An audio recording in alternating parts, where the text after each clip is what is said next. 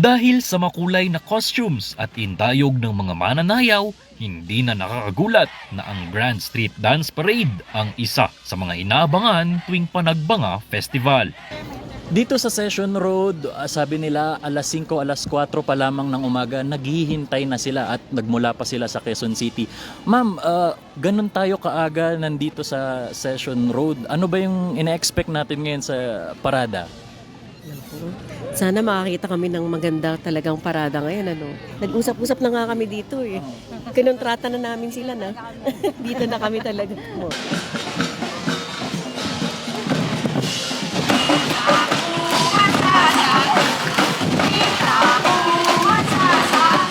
Sama-samang pumarada ang mga city officials, Philippine Military Academy, St. Louis University Marching Band at mga guest performers.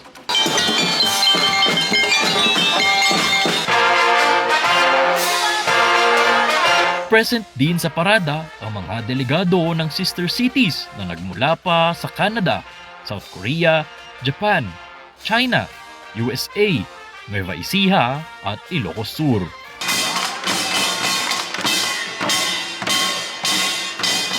Samantala, kasabay din ng Grand Street Dance Parade ang pasiklaban ng iba't ibang mga grupo. Kabilang narito ang Rosario Integrated School na dumayo pa galing La Union.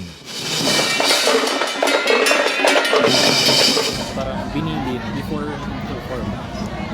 Mag-smile lang po, feel the music. Dahil sa sabay-sabay na galaw at makulay na performance, isungkit ng Lukban Elementary School ang kampyonato.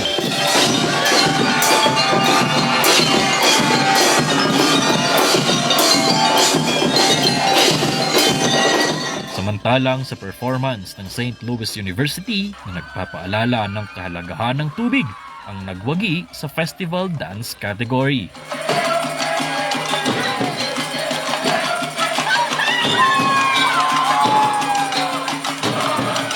Nico Gatchalian, Happy Panagbanga Festival!